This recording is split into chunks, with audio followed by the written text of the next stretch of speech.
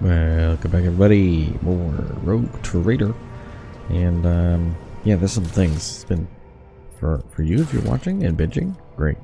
It's been one day since you've seen a video, but for me, it has been a week. So a whole bunch of things happened, and yeah, we got to talk to the High Factorum. We need to go to I don't even know where. Footfall has 2 quests on it. Dragonis has a quest on it. And a nameless star. Those are the options. So we're going to go to not Footfall. We'll go to Footfall last, but let's talk to High Factorum first, because he's right here. Tell me, we discovered the world that is home to a long-abandoned colony founded centuries ago by one of your predecessors. A ship was sent there carrying several thousand colonists who were to restore the derelict settlement. After the ship entered its system of destination, contact was lost with it. Its fate remains unknown. In addition to that, your leadership pirates have presented a serious problem for your domain. For centuries, a group of bandits headed by a ship called the Elusive Contempt has been raiding cargo vessels on their way from the Protectorate's most plentiful extractia. Their ability to deftly escape pursuit by patrols has allowed them to operate with complete impunity. The pirates' flagship has been spotted in a nearby system.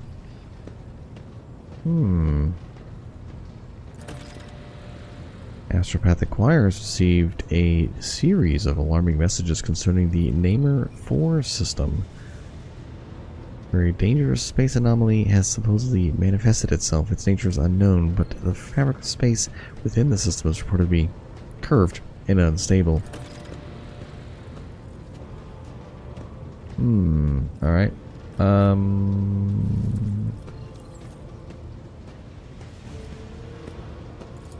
Let's see.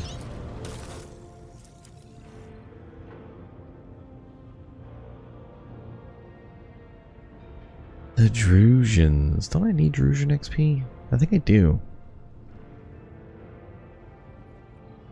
Not because I need these weapons. Oh. Overcharged plastic gun. Look at that. 40 damage. Can only perform overcharged actions.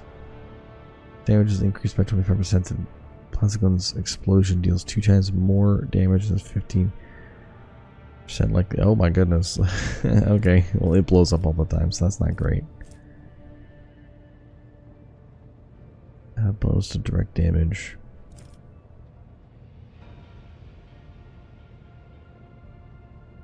Wow. Melt the gun. Adeptus to study equipment. Hello.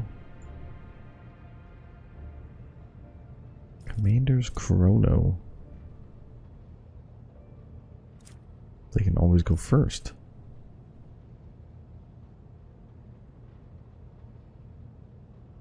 Movement does not trigger attacks of opportunity. At the end of the movement, the wearer automatically performs a melee area attack. That's super good. This is called Judex. It's a flamer. It does a ton of damage. Oh my goodness. Okay, Drusians.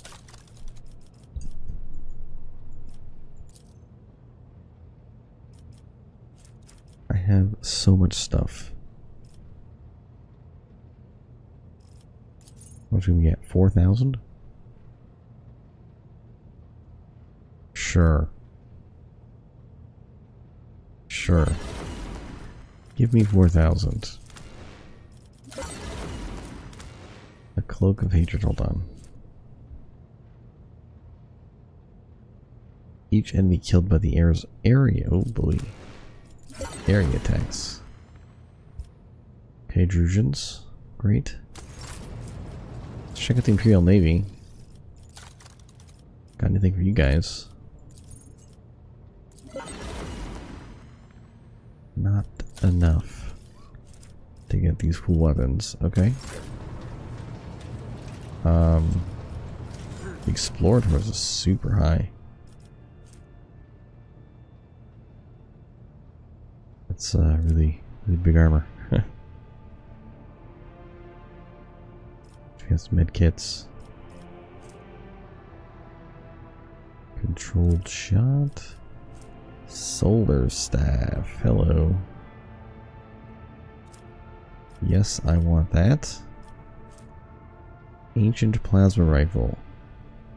Deals 10 extra damage. Holy power armor. Yeah. Astartes flamer. They got all the coolest weapons. Elder flow. The children of the Assyrian. Interesting. Yeah, these guys got some crazy weapons. There's an Astartes bolter. Strength 55 bolter, really? And the pyre. Okay, what do I got for you guys? Select tradable. 1300. Did it. Got the fancy weapon.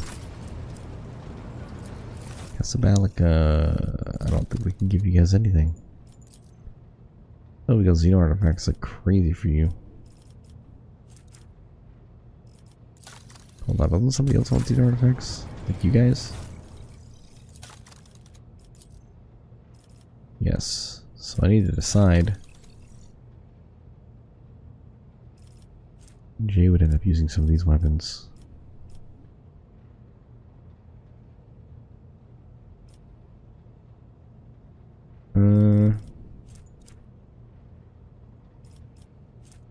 You got a improved heavy bolter. With each kill, this weapon increases its fire rate. Oh my goodness. Yeah, it's pretty strong. This is no armor dodge. And psi rating. Oh my goodness.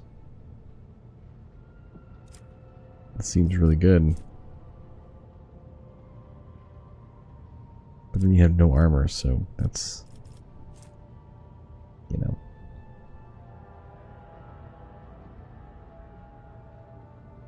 Wow. One-handed psychic weapons. These weapons are insane. And you give me a discount. Okay, fine. You can have all the artifacts. Actually, hold on. I would like to go to colony management. There are projects that I need to do that require certain things. Plasteel and Promethium. Why does it say it will take 5 people?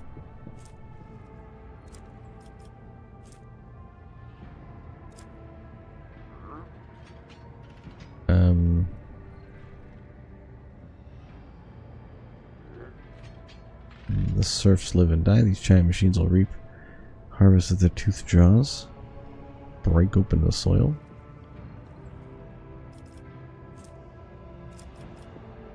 Why does it say +9? Why does it say -1 xenotech?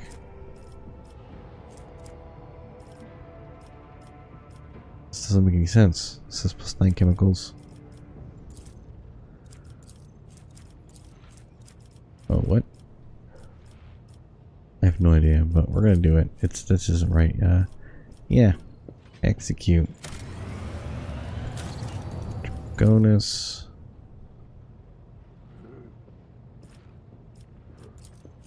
Degree on diligence takes 3 people. Can't do anything else. Sure. Weibos. You are done. Okay, we just got 10 extractums. And security for all.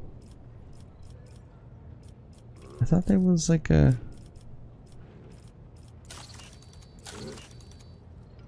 Guess not. Okay, we've done everything we can do. So I can just go with whoever. I choose the pirates. Select tradable. Boop. So the swashbuckler rope. Not ever using it. A pistol and interesting.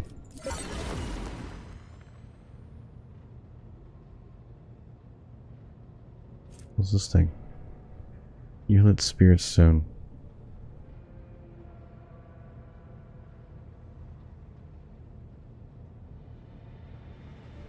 Oh. Okay.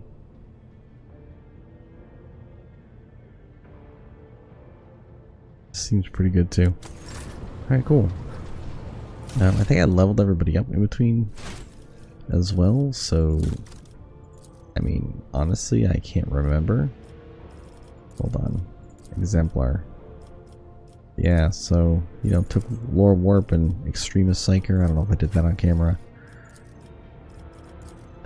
Took Awareness and Fire at Will, which is like your backline people have less AP use, so that's good. Henrix, we gave him Athletics and Sanctified Slayer, which is fantastic. John Toth doesn't really matter. We gave him a bunch of stuff. He's, you know, joint defensive and blah blah blah blah blah. We don't use him. Athletics for Argenta and Accustomed to Glory.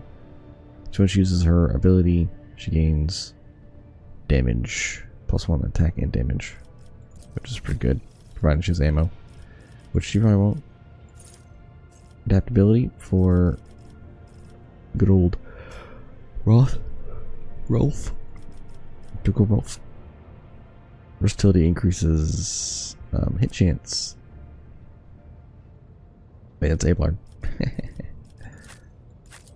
And then our Wolf Boy, who I really like this guy. Archmilitant gains versatility stacks bonus to critical damage.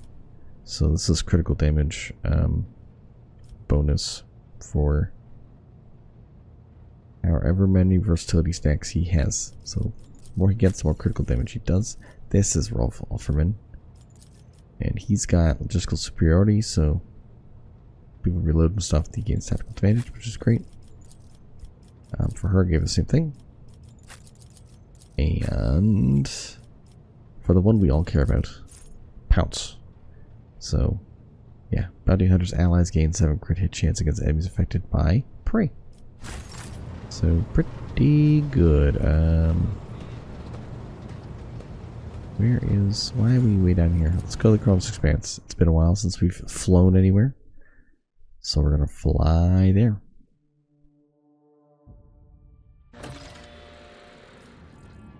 Brave Merchant. Conqueror. Somebody intends to attack Carly.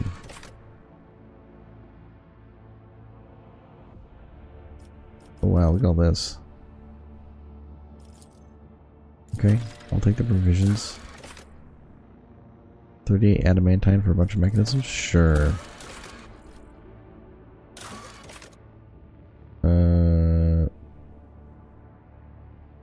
Spend 3 profit factor? Why would I do that?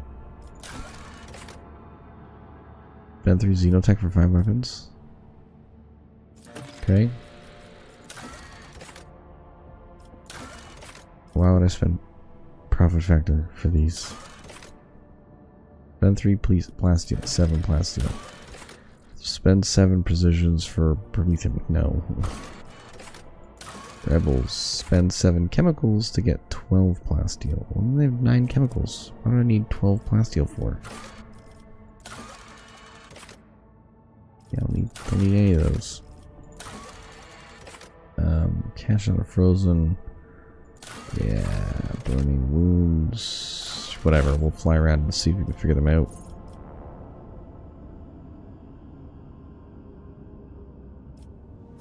To the map. To the map. Okay, so we got Eye of the Magnetic Sword. We have a better thing, so We could jump there. Travel away. Let's try it out. That eye of the magnetic storm was there in chapter 2, so we'll just an artificial object. Let's see if our new augers. We did get an auger of some sort. I don't know if I have to install it or what. Augers. Operators turn their blessed optics to the epicenter of the raging magnetic storm. In spite of the thick haze, static covering the operators' picked visors, something unexpected appears. The auger crew has detected signs of life under the planet's surface. There in caves is a man-made complex. According to the ship's archives, this world is uninhabitable and devoid of useful resources. So the presence of someone's base is intriguing. Send a team to explore. The enforcers disembarked next to this suspicious cave. The entrance to the cave turned out to be blocked by a massive plasteel door. Once pierced by a melted charge, then shoddily patched up, within an ambush awaited for your team. Attackers with emaciated bodies pounced from the darkness without warning. The enforcers reacted with lightning speed. They walked away from the vicious battle, not only victorious, but having captured the enemy commander. While the shuttle brought the prisoners aboard the Lord Captain's void ship, scouts searched the base and found a vast hall, the walls of which were dotted with cryovaults. All but one were disabled and contained the remains of some prominent people, judging by their clothes. The last cryovault was opened and stood empty. So we got trophies. In addition, Curious Machine was destroyed during the battle. As further inspection would show, this was the very contraption responsible for creating the magnetic storms blanketing the planet. Concealing the cemetery from prying eyes, its machine spirit extinguished forever. Tech Priest still managed to extract those parts. Examine the cryo vaults. Taking the prisoners could be hard. Let's examine the cryo vaults. Tech Priest sent at your command have reported that the machine spirits all cryo vaults are healthy and obedient, except the one living within the opened sarcophagus. This machine spirit is in terrible condition and afflicted by a great madness, muddying its algorithms. Under torture, the bastard confessed to belonging to the cult of Saint Drusus. He and his brothers and sisters were tasked with guarding this strange cemetery and preventing anyone from entering. He equally could not hide that the unfortunate inhabitants of the cryovaults were killed by his people. Alas, that was the last confession, as the harsh interrogation finally took its toll. Wow. Alright, let's go to this artificial object. What is it? As usual, noises on the bridge cease when the shadow of a gigantic void ship seemingly appeared out of nowhere. Sails past the stained glass windows and seems forlorn. The hull is tarnished, the lumens are dead, and the windows are broken and shrouded. The auger crew can't recognize the signature of its silent engines. They only manage to shed some light on its decrepit hull and make out the faded name of the cruiser, Queen's Lament. The Voxmaster report breaks the somber silence. The bridge has just received a voxcast from the dead void ship. Accept the signal. Reports that the communications are in order, even though only eerie, unnatural silence can be heard through the box. Worried murmurs sweep across the bridge. The officers are certain that this void ship of the old ghost stories. The Queen's Lament has appeared countless times in all corners of the Imperium, like a ghost. It manifested out of nowhere, and just as mysteriously vanished in the darkness of space, taking with it all who dared to board. Queen's Lament, the rogue trader, has heard the name before. The void ship was destroyed by Xenos in one of the violent battles for the Expanse over 3 millennia ago. They say its captain was a devout and vengeful man. Alright, scouts, get in there. The shuttle carrying the soldiers docked with the Queen's Lament without impediment. Using the disparate blueprints of other Imperial cruisers, the scouting party sets out to the bridge, following the dark, unpowered corridors that somehow retained oxygen and gravity. The hoarse voice of the operator erupts through the Vox. The crew is still on board, but what's this? Blurry silhouettes of people with torn off limbs, cut open bellies, and twisted faces are materializing and vanishing all around in ghostly flashes. The ghosts promise the unwelcome guests that they will stay on the Queen's Lament forever. Raising his voice to a shout, the operator reports that his comrades are already dead. And soon will be his turn. The augurs are telling a different story. All the scouts are alive and still moving forward. You're scared by the visions.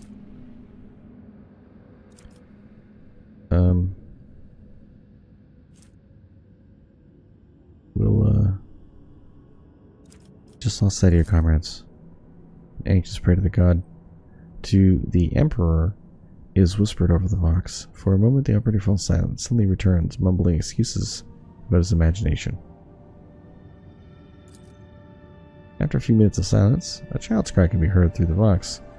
The stuttering operator reports that the friends and family of the members of the scouting party are blocking the way. The friends and family of all who've been taken by death, the soldier confirms that they're not seeing ghosts but living people made of flesh and bone. The soldiers are begging the traitor to let them talk to their loved ones only for a moment.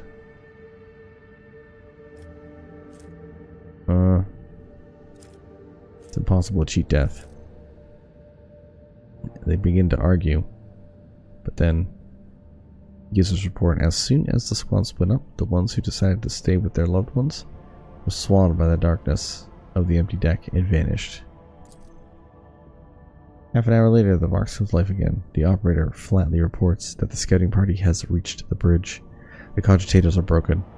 Extracting any data from them seems impossible. The scouts have found a strange object in the captain's chair. They can't describe it, only saying that this shouldn't be here. In his usual flat voice, devoid of emotion, the operator completes his report. The way to the bridge took 16 hours and 40 minutes. The soldiers are exhausted and would like to rest for a time. Confused, Vigus notes that only half an hour has passed outside the Queen's Lament. Retrieve the unknown object and leave.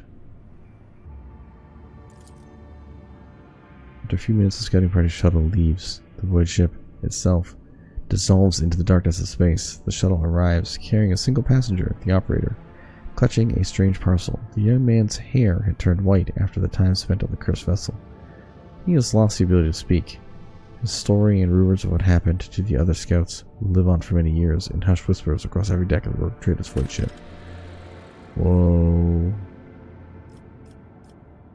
I don't need plasteel. That was cool. Ghost ship. But we got a thing.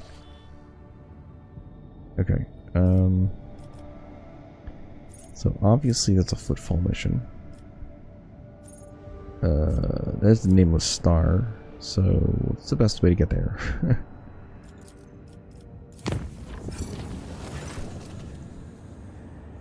Our forces arrest a dangerous saboteur attempting to gain entry to the bridge. This incident may be worthy of your attention. You see, both the saboteur and the circumstances of capture are rather strange.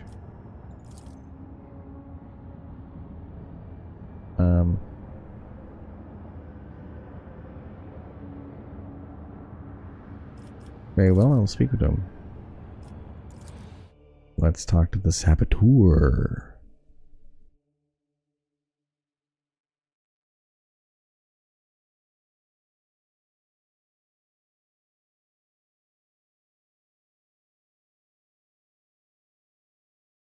Gonna go or what?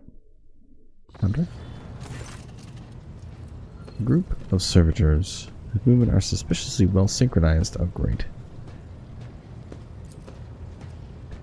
I greet the master of this vessel cathedral and offer my humble apologies for this unbidden intrusion.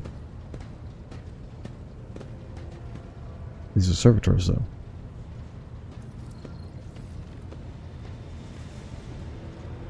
Is this guy? Okay. My apologies to you as well, brother. And of course, I was begging forgiveness from your great spirit. It was not my intent to desecrate your temple.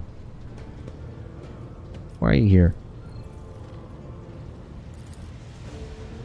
My name, if it matters, is Asclepius, a former Lee, the computer general of the Cognizance fleet, now a liberal recluse. Contacts are exiles whose ideas have not crossed the line of heresy yet, and have come close to it. They are removed from the fleet structure to give them a chance to see the folly of their ways, prevent sedition from spreading. All of that is trivial. My past is nothing but a set of archived data. My lost status is a part replacement string in the long chronicle of the Cognizance fleet. I come not as the priesthood's messenger, but as a faithful disciple of the most holy Aramat. My brother once served as the engine seer prime on this ship. He was an adherent of the school of discontinuing the cycle, as I am. It has spread that far. I know that my brother perished, but before he did, he sent me a message that told of a journey embarked by the Theodora von Valancius. A journey through a dimensional gate, an artifact more ancient than humanity itself, and towards unknown worlds. The blessed Amarnat was with her. There, upon the dark worlds, he witnessed a great miracle, the birth of a machine spirit of incalculable might. My brother believed that this spirit then fell aslumber within the ship like a child in a cradle, not responding to lowly pleas. That was the purpose of my pilgrimage, to reach the ship where my brother died, the ship upon whose decks the blessed Armanat had walked, and prostrate myself before the Great Spirit. What do you know about it? It is a great miracle the Omniscience breath meant to help us discontinue the cycle. It was born of the treasure of Amarnat and Theodora discovered upon the dark worlds. Yet even a being so glorious needs attendants and guides, and as long as the Cognizance fleet is racked by schism, and my brothers and sisters suffer defeats without end, there is no one to aid the spirit. That is why I came here.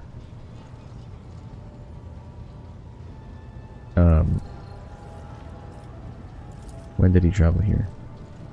Years ago. He was part of Theodora's inner circle. Okay. My knowledge is scarce. My brother suspected that his memory, along with the memory of all who might have known the details, might have been purposefully modified.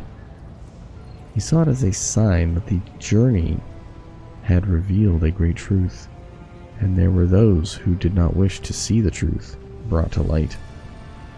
All that he conveyed to me was that Theodora had reached worlds unlike any of the people of the Kronos Expanse had ever seen.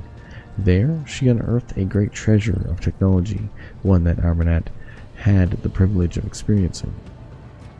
Does Nomos mean anything? Nothing. He has not come to know us yet. He will if you let him, Pandora. We know, we sense that his words are about us, that the story he has told is our story. Okay. I took a vow that I would never inflict physical harm upon lay people. The Omniscience grants us the power of the true flesh for a purpose other than damaging the frail and blind creatures that are all who have not yet tasted his knowledge. Okay? Whatever it is, I'll accept it. Good. As will I. And yet I plead that my brother be shown leniency. Sorry. Initializes thought. Keep him. Kill him. Your crimes warrant punishment more severe to death. You will atone by serving me and therefore the Imperium. Your actions cause no harm, so I shall not harm you. You are free. You may stay on my ship.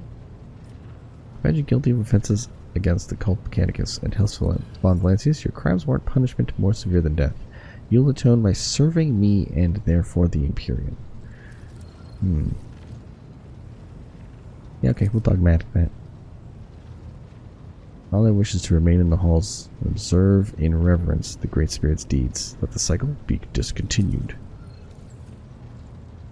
All those servitors turn their head to you and nod all at once. The servitors were Nomos. Talk to Nomos. He's over here.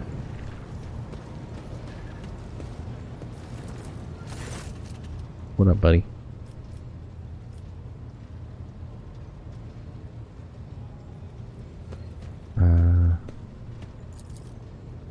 Incident marks the beginning of us. Oh, okay.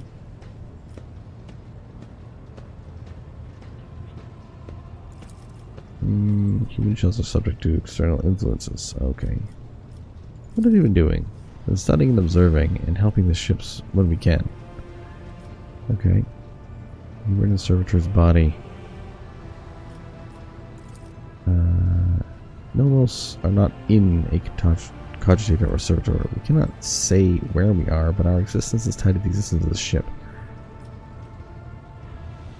So you're the spirit of the ship. We do not know what we are, but the ship is not us. The ship is our cradle. We might rise for it one day.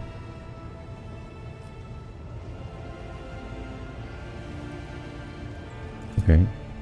No, they are shells. Bodies are shells. The human existence is more than the existence of its shell. It is obvious to us. There is always something more, something that simmers and shines, for which the dark light and the wicked hunger are always reaching. You read the databank. Yes.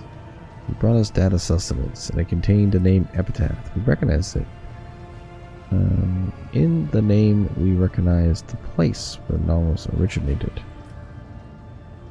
Here's a research of the tech plate. The name is also known to us. It is related to Nomos, though we do not understand how.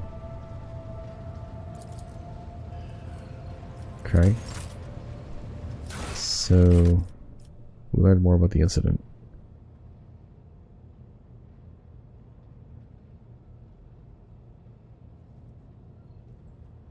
What? I gotta talk to him again? Okay. Let's talk to him again.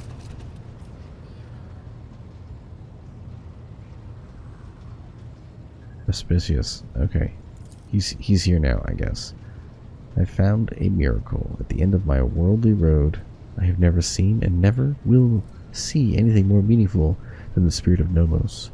In the face of its multitude, we are nothing but the fixed values of an erroneous function.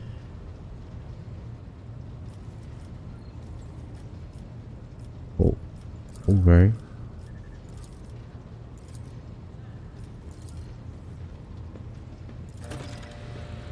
We did it? Alright. First there's epitaph. It is a world. It is merely a case, a container for something we cannot name and cannot understand. Theodora and the ship have been to that place. Something was lifted for the world. A gift. A trusted priest in crimson. One who identified himself as Armanat. Comprehended the gift raised from epitaph, and from it he created what the databank lists a tech blight. But that is not how Nomos came into being. We were not invented. We were not freed. We came into being by accident. Theodora's ambition, the myriad of mechanisms from the huge ship, Armanat's mind, inquisitive attempts to comprehend and extract the dormant blight, the dormant epitaph, what lies hidden in its depths, and between it all, we slipped in, connected, and emerged like an electrical discharge between the poles. Accident, incident, that is what we are. We have no purpose, no history, Nomos just are. Do you know where epitaph is? Data is gone. The possessed ship. We cannot trace who did it. Tech blight. A gift, a terrible one. You call it a weapon. Theodora coveted it. She needed it desperately. You do not know why. What's Armanat? He desired knowledge. Theodora allowed him to explore the gifts of the epitaph, slaking his thirst. But we know it did not bring him happiness. In the footprints of his slaked thirst, fear followed. Unless Armanat was involved in the birth of the spirit named Nomos, I do not believe for a moment that he could have been frightened by this miracle. It was not us he feared. He did not know us, but only suspected. His mental processes were occupied by the tech blight. That was what he feared. He wanted protection from it. Okay. The truth was hidden deliberately. Your officer's memories were stolen. Okay. Who has the resources, the knowledge, and the power to accomplish such a feat? It would have been beyond the capabilities of the blessed Armanet himself, and he would never destroy any knowledge. The story disturbs me. It sounds like an echo of the sacrilege, whose name is the preservation of ignorance. The spirit of Nomos must be protected from the encroachments of that power that tried to conceal the truth of its birth. Talk about the future.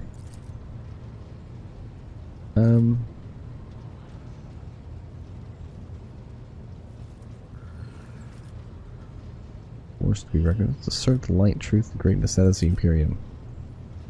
Serve the light to serve the Imperium. They repeat the words. Assuming that without understanding them, Nomos is preoccupied. Huge cogitator continues to sing its creaking song. Blessed be the spirit. Great path, yes. Great. I must take my leave. Okay. The incident is done. And with that, we will end the episode. Continue our journey next time.